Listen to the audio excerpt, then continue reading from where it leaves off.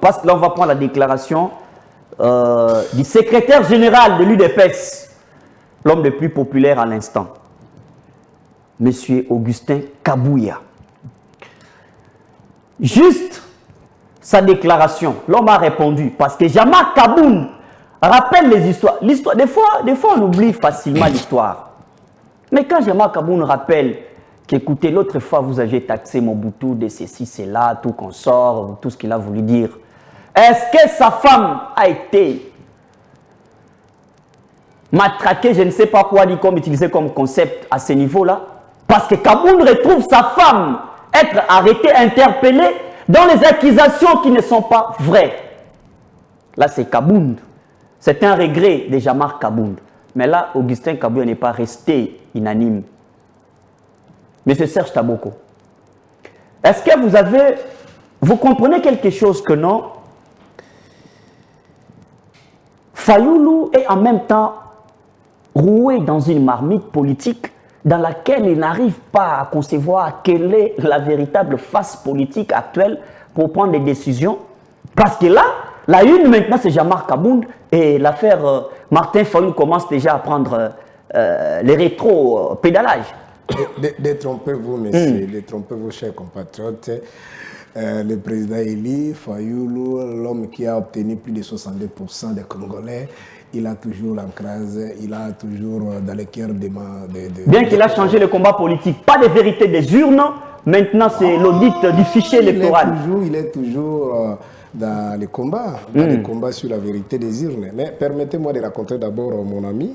Au début, quand vous l'avez présenté, je pensais faire un débat scientifique et surtout bénéficier des éléments techniques pertinents. Malheureusement, je trouve qu'il est venu juste démentir. Tout ce qu'il nous pose comme question, lui dit c'est rien, c'est la chimère. Donc, jusqu'on va finir, jusqu'à la fin de l'émission, apparemment, il n'y aura rien de nouveau qu'on va obtenir ici.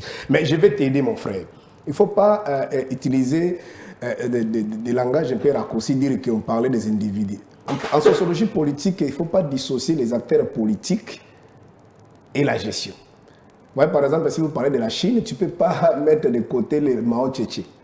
Vous comprenez? C'est comme ça. Ici, on ne parle pas de la société et nous sommes venus parler de la vie privée de Félix et de Fayoulou.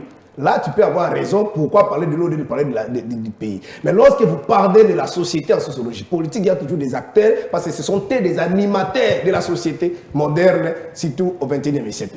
Vous comprenez? Donc, tu ne peux pas dissocier. Et lorsque vous parlez avec beaucoup de légèreté, tu dis Fayoulou, c'est quelqu'un qui était... Mais toi-même, tu as l'IDPS, pourquoi tu n'es pas connu? Toi, tu es connu.